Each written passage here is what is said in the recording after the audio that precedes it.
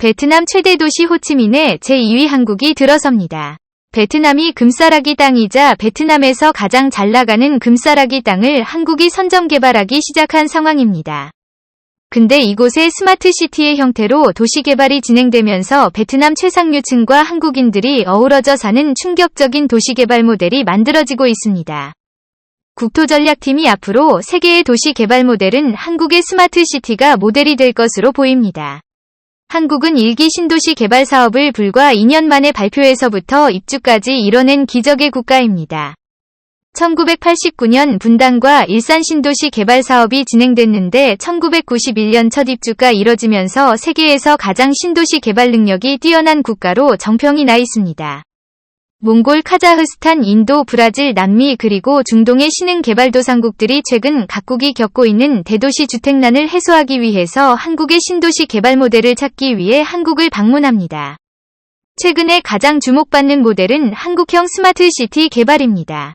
쓰레기 배출 자동차의 이동의 보행자의 이동 경로 그리고 각종 치안 서비스, 기후환경, 무료 와이파이 서비스 등이 구현되는 유비쿼터스 시티의 도시 개발 모델이 주목받고 있는 상황입니다. 스마트시티는 타입5제 통신망이 도시 인프라에 전부 깔려서 시민들의 모든 필요한 서비스를 초고속 통신망을 통해 바로바로 제공합니다. 도시 자체를 시민들이 가장 살기 좋고 쾌적한 환경을 만드는 데 부족함이 없는 최첨단 도시개발 사업 모델인 것입니다. 스마트시티에서는 범죄가 전혀 일어날 수가 없고 또 촬영이 막힐 리 없습니다. 그뿐 아니라 사고가 일어날 확률이 극히 떨어져서 그동안 인간이 개발한 도시 모델 중 가장 완벽한 도시개발 모델인 것입니다. 또 분리수거나 음식물 쓰레기 등 각종 생활 폐기물을 버리는데 스트레스가 적을 뿐 아니라 이산화탄소를 배출하지 않는 친환경 연료로 도시가 가동되기 때문에 도시의 유지관리 비용이 낮을 뿐 아니라 쾌적한 도시 환경을 확보할 수 있습니다. 가장 주목받는 부분은 의료 방역 분야입니다. 세계적인 질병 사태가 발생할 경우 확진자의 이동 경로와 같은 프라이빗한 사항도 최대한 개인정보를 보호하는 범위 내에서 도시 내의 전염병 등이 확산되지 않도록 하는 도시 모델이 만들어지고 있습니다. 이러한 인류에서 가장 진보한 도시 개발 모델을 세계 그 어느 국가도 아닌 한국이 개발 중인 상황입니다.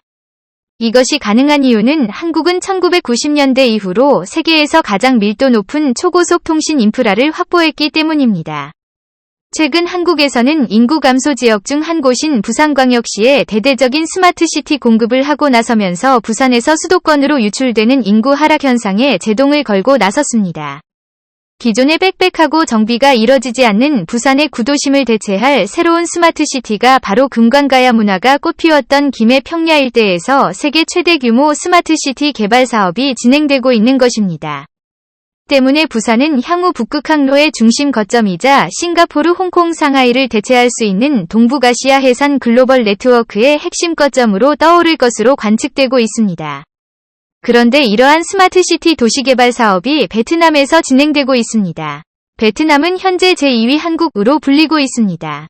최근 들어 중국에서 탈출하는 수많은 한국계 공장들이 베트남에 둥지를 틀면서 베트남 CTB의 약 절반 이상이 한국계 기업들로 인해 직간접적으로 창출되고 있는 상황이며 삼성전자 한 기업만 베트남 전체 수출액의 약 30% 이상을 차지하면서 사실상 베트남은 한국과 떼래야 뗄 수 없는 상황이 일어나고 있습니다.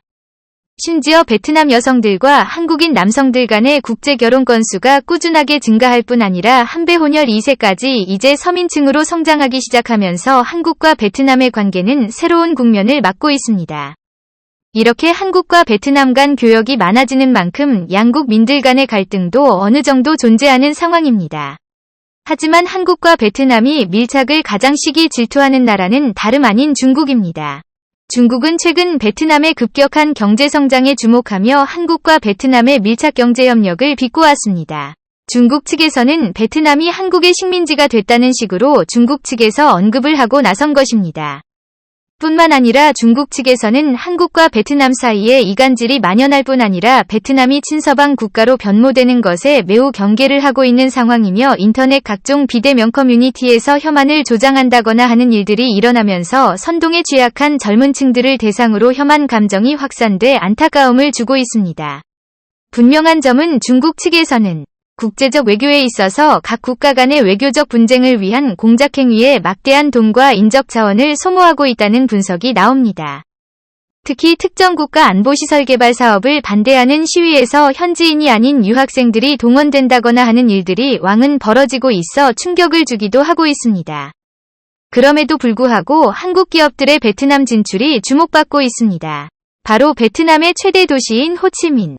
과거 남베트남의 수도였던 사이공이 마지막 금싸라기 땅인 투팀 지역의 대대적인 한국형 스마트시티 개발이 한국의 롯데그룹으로부터 시작되고 있습니다. 이곳은 서울의 강남, 정확히 6070년대의 모습을 보면 됩니다. 사대문 안만 개발되어 있던 서울은 김신조 사태 이후 강남 개발이 촉진을 받으면서 허허벌판 논밭뿐이던 강남은 급속한 개발이 진행됐는데 바로 투템이 그러한 상황인 것입니다. 땅의 모양도 아주 예쁩니다. 호치민 사이공 강이 둥그렇게 휘감아 돌아 신시가지 개발의 최적합 지역이 되면서 투테임지구는 베트남 최고의 선망의 땅으로 떠오르고 있는 상황입니다. 하지만 안타깝게도 이 신도시 개발 사업이 제대로 진행이 될지는 미지수입니다. 현재 베트남은 성장의 동력을 잃고 있는 상황이기 때문입니다. 급격한 세계적인 인플레이션으로 인해서 노동자들의 임금 상승 압력이 지속적으로 높아지면서 베트남 내에서 지속적으로 기업들이 탈출하고 있는 상황입니다. 하지만 임금이 올라도 베트남 내에서 자유로운 기업 활동이 보상된다거나 정부의 눈치를 볼 필요 없는 사업 활동의 자유가 보장이 이루어지게 된다면 베트남은 지속 발전 가능한 번영이 보장되겠지만 베트남은 여전히 권위주의적인 정부 사회주의 제도가 작동하는 나라입니다. 그렇다고 베트남이 완전히 노력을 하지 않는 것은 아닙니다. 몇 해 전부터는 종교의 자유 정책을 2020년도부터 본격 시행하고 있는 상황입니다. 서방 기업들의 자본을 받고 성장하는 베트남의 경제 상황으로 인해 베트남 정부도 민주주의 부정부패 개선 그리고 기업 활동의 자유 등을 위해 노력을 하고 있다고는 하지만 여전히 부정부패에 특히 베트남 내에서 싹트고 있는 자유주의 민주주의에 대한 움직임을 탄압하고 있기 때문입니다. 현재 베트남 내에서 여성 블로그 팜도 한트랑 씨는 지난 10여 년간 베트남의 언론이 자유인권을 옹호하는 블로그 활동을 했다가 9년형을 받고 베트남 감옥에서 수감 중입니다. 이에 현재 베트남 정부는 휴먼 라이트 워치 그리고 미국 국무부로부터 석방할 것을 요구받고 있습니다. 한도 안트라는 얼마 전 미국 국무부 측으로부터 세계적 용기 있는 여성상이라는 미국 정부가 수여하는 상을 수상했습니다. 베트남의 인권 상황이 악화되어 가는 가운데 이러한 여성 블로거 활동이 베트남 내에서 있다는 것은 어느 정도 고무적인 일입니다. 베트남이 민주주의적 국가 또 자유주의적 국가로 변모될 수 있다는 희망의 싹이 보이는 것이기 때문입니다. 베트남은 다른 동남아시아 국가들과는 어느 정도 다른 면모가 있습니다. 바로 교육열이 매우 높을 뿐 아니라 한국, 일본, 중국과 같이 유교 문화가 오래 꽃피웠던 나라로서 예의를 지키기 위한 전통 문화가 어느 정도 남아 있습니다. 오랜 세월 프랑스의 식민 통치를 겪으며 옛 전통이 많이 훼손됐으나 여전히 베트남은 교육열이 높은 국가입니다. 현재 아세안은 한국에게 매우 중요한 교역국으로 급부상했습니다. 2010년 기준 베트남을 포함한 아세안 지역 교역량이 미국 이후 일본보다 높은 14.4%에 해당하며 중국 다음가는 무역량을 자랑하기 시작했습니다. 그만큼 동남아시아는 한국의 중요한 시장으로 급부상하고 있는 상황 가운데 베트남에서 한국이 철수하게 된다면 그 빈자리를 중국이나 일본이 차지하게 될 것은 자명한 사실입니다. 한국은 어려운 상황 속에서도 베트남의 기초기반 시설 인프라를 닦는 데 오랜 세월을 투자했습니다. 이러한 상황 가운데에서 베트남에서 혐한 감정이 일어난다는 이유로 베트남에서 기업들이 철수를 해버린다면 그 빈자리와 한국 기업들이 애써 닦아놓은 시장을 일본이나 중국 기업들이 차지할 것은 자명한 사실입니다. 다 차려놓은 베트남이라는 밥상에 일본, 중국이 숟가락을 얹는 상황이 오게 될 수 있다는 것입니다. 현재 베트남은 1인당 국민소득 2,785달러로 한국 국민의 10분의 1에도 미치지 못하는 상황입니다.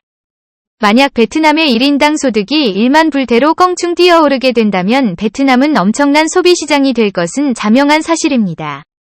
현재 공급망 다변화 정책으로 인해 수많은 중국 내 제조업체들이 탈출할 곳을 찾고 있는데 태국과 필리핀과 같은 전통적인 우방국들이 그 대상이 될 것으로 여겨졌으나 태국은 베트남보다 3배 이상 많은 임금을 줘야 하고 필리핀 역시 베트남보다 1인당 GDP가 1,000달러 이상 높은 상황입니다.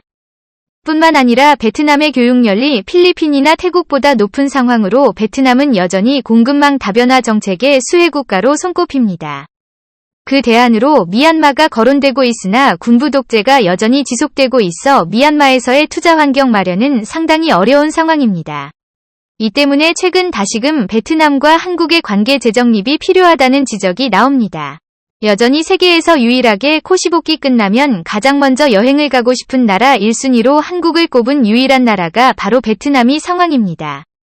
최근 호치민의 신시가지 개발 사업이 진행되면서 이 베트남의 강남을 어떤 사회계층이 채울 것인지 주목되고 있습니다. 그 중에서 주목받는 계층은 바로 한배 혼혈들입니다. 한국 베트남 혼혈 2세들이 벌써 20대에 진입할 나이가 되고 있습니다. 앞으로 10년 뒤면 이들은 베트남 사회의 여론 주도층이 될 수 있는 나이가 되는 것입니다. 전개 진출까지도 예상할 수 있는 상황인데요. 이들은 베트남에서 사회 상류층으로 성장할 가능성이 가장 높은 계층으로 손꼽히고 있습니다. 한국 베트남 혼혈인들은 베트남어와 한국어 두 개의 언어를 동시에 할 수 있을 뿐 아니라 대부분 한국 내에서 양질의 교육을 받은 특성상 베트남 내에서 사회 기득권으로 성장할 가능성이 높아지고 있는 상황입니다. 최근 들어 함께 혼혈 인구가 급증하면서 한국과 베트남이 현재 애증의 관계가 있는 상황이지만 점점 피로 엮여지는 나라가 되고 있다는 충격적인 분석이 나오면서 한국은 반드시 베트남을 친서방 국가이자 민주주의 국가로 자유시장 경제가 돌아가는 정상적인 국가로 변모시켜야 한다는 의견이 제시됩니다. 최근 건설되고 있는 2TM 신도시는 베트남뿐 아니라 동남아시아 아세안 경제권을 이끌어가는 아세안 경제 중심지가 될 수 있을 것이라는 관측이 나오고 있습니다. 이곳에는 한국의 스마트시티 기술이 적용되고 한국의 기업들이 건설을 도맡아 할 것으로 관측되면서 이곳에 새로운 한국의 바람이 불 것으로 기대가 모아지고 있습니다. 시청해주셔서 감사합니다.